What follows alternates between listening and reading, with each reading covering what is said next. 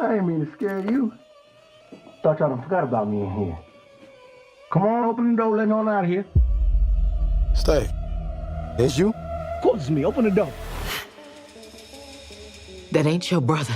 What if the scariest thing about Sinners wasn't the vampires, but the fact that it succeeded? Ryan Coogler's blood-soaked masterpiece lit up the box office and sent Hollywood execs into full panic mode. Why? Because it dared to tell a black story without their permission.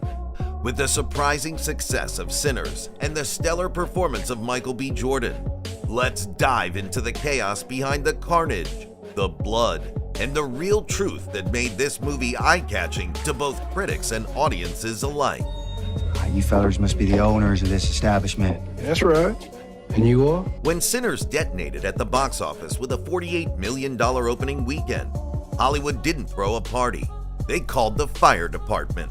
While fans packed theaters, the media clutched their pearls and asked, "Is this sustainable?" Like questioning a blooming plant's chances of survival. Instead of praising the win, the New York Times and others labeled it a gamble for Warner Brothers, even though Once Upon a Time in Hollywood cost the same $90 million and got hailed as a love letter to cinema. So why is Coogler's film a risk, but Tarantino's a masterpiece? Then came the real shocker. Coogler didn't just want a big check. He negotiated to own Sinners outright after 25 years. That's the kind of deal Tarantino, Nolan, and Spielberg routinely score. But when Coogler asked for it, studio execs reacted like he tried to rename the Warner Brothers lot Wakanda West. Trade blogs called it reckless and dangerous. Dangerous to whom exactly? Coogler didn't blink.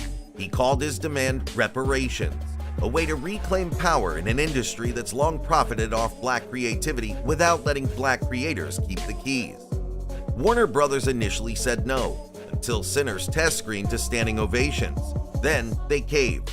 Sinners is beautiful precisely because it's not just a horror fantasy.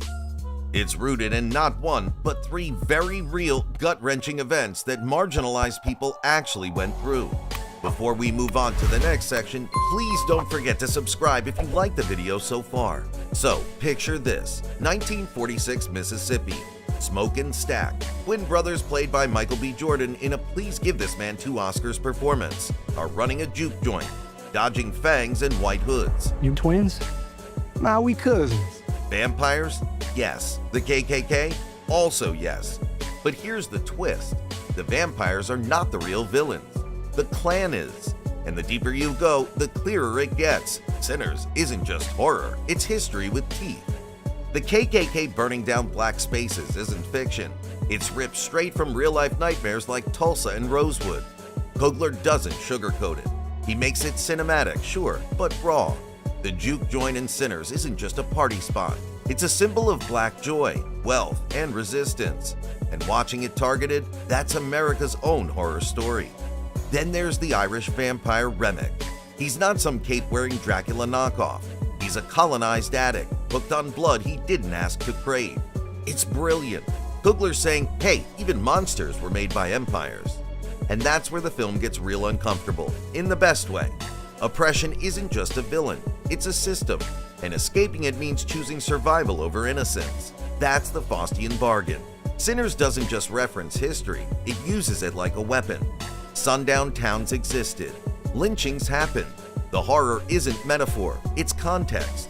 And by fusing it with vampires, Coogler flips the genre on its head and asks, who's really draining the life out of black communities? And although vampires might not exist in real life, the story does reference Robert Johnson, who supposedly sold his soul to the devil in exchange for mastery of the guitar. Mind blown. This gruesome and bloody turn of real historic events is enough to make anyone's stomach turn, even Michael B. Jordan's. Not all the drama in Sinners was on screen. Behind the scenes, things got sticky, literally. Michael B. Jordan, starring his twin brother Smoke and Stack, found himself drenched in fake blood during the film's intense vampire scenes. The problem? The blood was, in his words, disgusting and a lot. Jordan's discomfort escalated to the point where producers called an emergency meeting to address the issue. Director Ryan Coogler recalled being summoned by his producer and wife, Zinzi Coogler, who informed him, the blood, he doesn't like it. Jordan clarified later, first of all, there's a difference between complaining and venting. That was just more venting, you know what I'm saying? Adding to the chaos, the original blood mix was reportedly recycled from the Suicide Squad, a fact Jordan discovered mid-scene. His reaction? Y'all gave me Margot Robbie's leftovers? Hell no. Despite the mess, Jordan's dual performance required meticulous attention. Costume designer Ruthie Carter crafted distinct looks for each brother. Smoke's flamboyant zoot suits reflected Harlem Renaissance elegance, while Stack's dirt-stained overalls echoed sharecropper oppression. Coogler employed vintage mirrors and forced perspective tricks to film scenes with both brothers, avoiding CGI and creating a Southern Gothic parent trap with fangs. In the end, the fake blood fiasco became a testament to the team's dedication. Jordan's willingness to endure the discomfort contributed to a film that blends horror with historical commentary, making Sinners a standout in modern cinema. And that originality is something Hollywood fears like the plague. After Black Panther, Ryan Coogler could have just sat back, cashed those Marvel checks, and sipped vibranium smoothies for the rest of his life. But no, he doubled down on Sinners, a film with 0 capes, 0 franchises, and not a single multiverse. While Fast and Furious 11 gets $200 million to launch muscle cars into space, Coogler had to fight to make a vampire movie that wasn't based on a comic, toy line, or reboot. Why? Because original stories scare the suits. No built-in fan base, no pre-sold merch. Execs call that risky. Translation, they can't squeeze 6 sequels out of it and sell plushies at Walmart. But Sinners didn't just survive, it exploded. Over $100 million globally.